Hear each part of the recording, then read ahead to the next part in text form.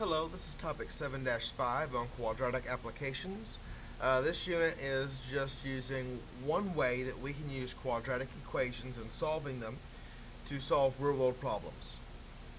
For instance, anytime you launch an object into the air, whether it's kicking it or throwing it or shooting it, it's going to follow a parabola, and we can map that parabola using a quadratic equation. Now, here we're given the quadratic equations to map various things, and we're asked to answer questions using math. So here we're told that h equals 35t minus 5t squared. H is how high we are, t is the number of seconds. And the very first question we ask is an easy one. How high after 3 seconds? Well, h equals 35 times 3 minus 5 times 3 squared. And we can actually just put that directly into our calculator. And we have 35 times 3 minus 5 times 3 squared. And we get 60. So h equals 60. Okay? And we're talking about meters, so we have 60 meters. So after you kick the football, 3 seconds later it's still 60 meters in the air. Well, we know it hit 60 meters, but just curious, when's it going to be 50 meters high? Okay? Maybe our stands go up 50 meters. We want to know, when is that ball going to be higher than the stands? Well, this is my height, so I'm going to put that 50 equals 35t minus 5t squared. And in order to solve this, I need to make sure everything's on the same side. So I'm going to go ahead and subtract the 35t, add the 5t squared. It's going to move everything to one side, giving me 5t squared minus 35t plus 50 equals 0. And from here I can do my quadratic formula. A is 5, B is negative 35,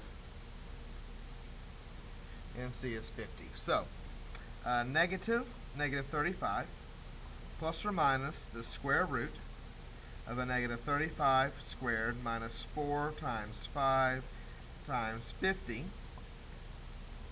all over 2 times 5,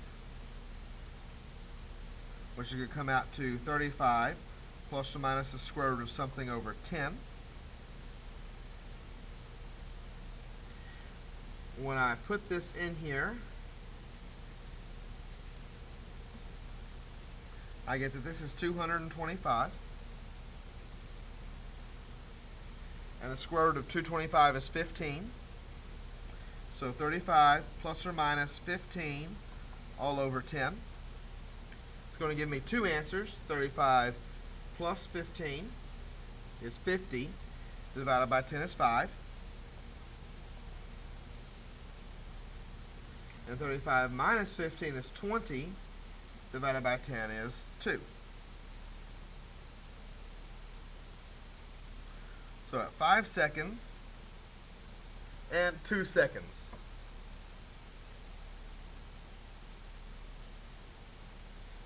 Okay? So the ball is going to be 50 meters high 2 seconds after I kick the ball. And it's going to continue going up. And then 5 seconds after I kick the ball, it's going to be 50 meters high. And then after that, it will fall.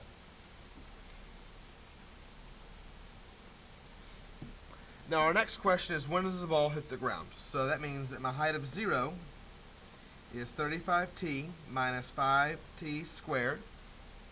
And I need to solve this. Well, I could go ahead and just use the quadratic formula, like I did up here.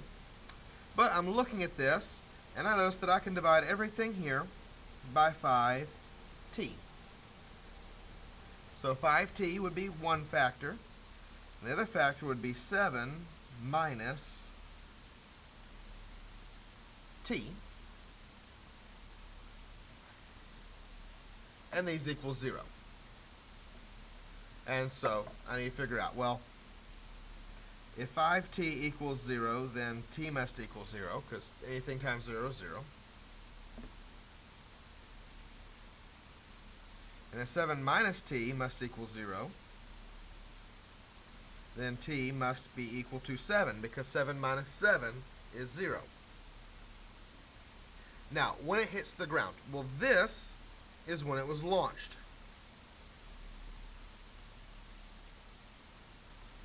And this is when it lands. And it lands at 7 seconds.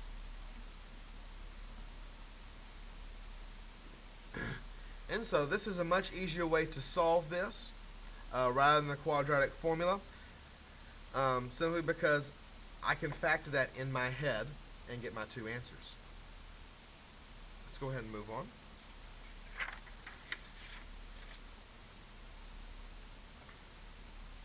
Here we're talking about an archer, and we have an equation to determine how high that arrow is. And we want to know how high after 2 seconds. Quite simple. H equals 17 times 2 minus 5 times 2 squared.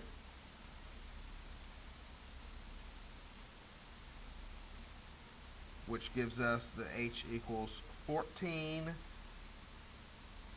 And again, we're talking about meters.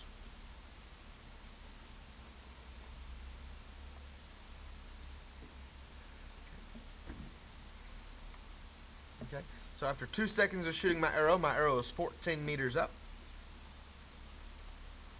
Well, when's it going to be 10 meters high? Because I know it goes 14, it must hit 10.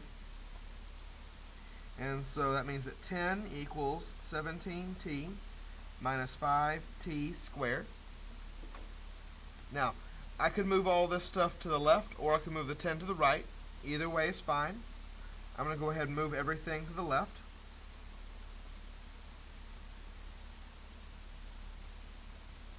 So because I like my t squared to be positive. So that gives me 5t squared minus 17t plus 10 equals 0. So a is 5, b is a negative 17, and c is a 10. So negative 17 plus or minus the square root of a negative 17 squared minus 4 times 5 times 10 all over 2 times 5 means I have 17 plus or minus the square root of something over 10. Use my calculator to figure out what that something is.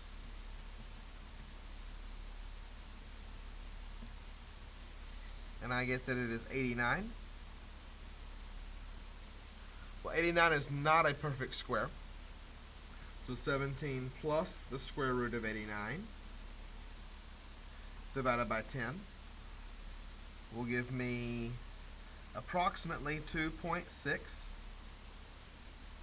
and 17 minus the square root of 89 over 10 will give me approximately 0.8. And these are in seconds.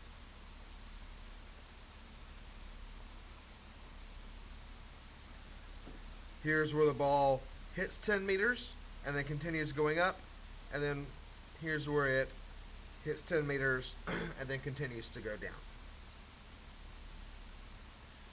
Alright, well, when's it going to hit 20 meters? Well, we're going to have the same thing, so I'm going to go ahead and just jump to this, but replace that 10 with 20.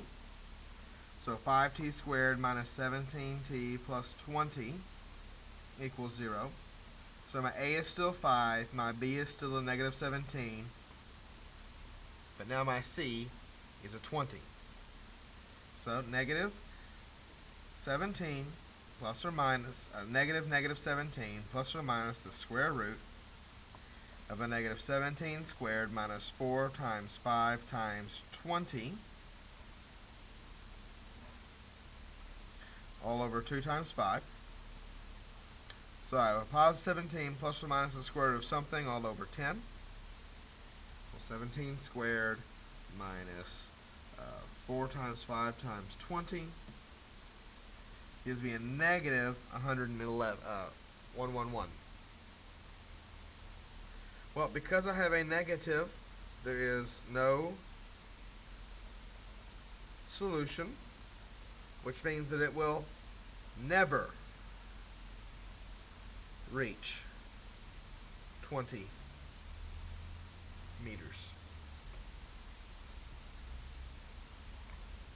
Okay, the arrow just simply doesn't go that high. And now we want to know when it comes back to the ground. So 0 will equal 17t minus 5t squared. Well, I'm looking at this, and I can see that I can divide everything by t. And that will give me 17 minus 5t, and have that equal to 0. Which means that t must equal 0. And 17 minus 5t must also equal 0. And I don't actually need those parentheses. Well, let me go ahead and figure this out. If I add 17 to both sides, I get that negative 5t, not add 17, but subtract 17 from both sides, gives me a negative 17. Divide them both by a negative 5, and I get 3.4. So that means that t can equal 3.4. Well, this is when I shot my arrow, and this is when I landed my arrow. So we're talking about 3.4 seconds.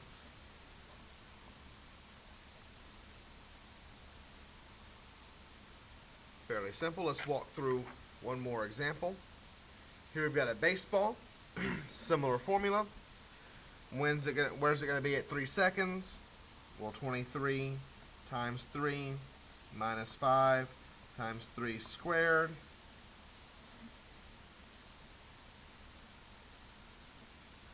gives me 24 meters. When's it going to be 19?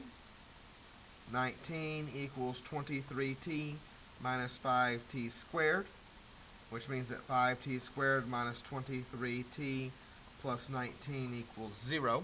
Just moving everything over. A is 5, B is negative 23, C is 19, negative 23, plus or minus the square root of a negative 23 squared minus 4 times 5 times 19 all over 2 times 5 means I've got 23 plus or minus the square root of something over 10.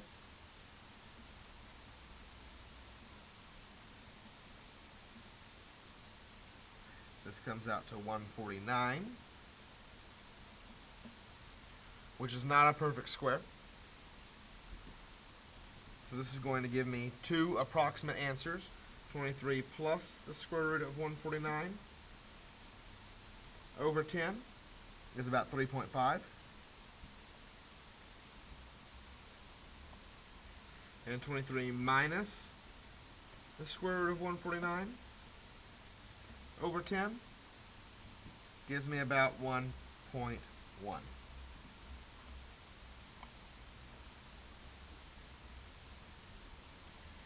Okay, remember that you have to do the top first and then divide.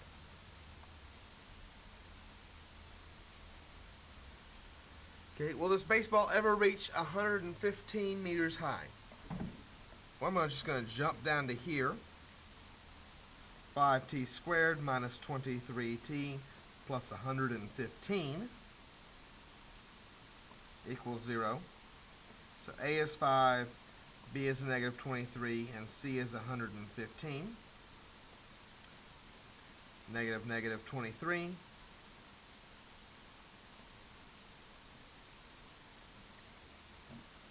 Plus or minus the square root of negative 23 squared minus 4 times 5 times 115 all over 10, because 2 times 5 is 10. Gives me 23 plus or minus the square root of something over 10.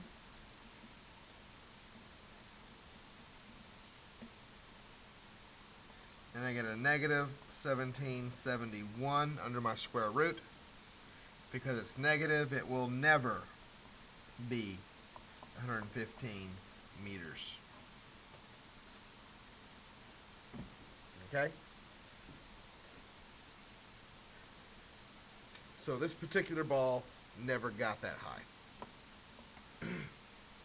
And now when does it come back to the ground? Well, 23t minus 5t squared with a height of 0. Well, I can divide both of these by t. Means that t times 23 minus 5t equals 0. So t equals 0, and 23 minus 5t must equal 0. When I subtract 23, I get that a negative 5t must equal a negative 23. Divide them both by negative 5. And I get that t equals 4.6. Again, this is when he hits the ball. This is when the ball lands. Just 4.6 seconds from when he hit the ball.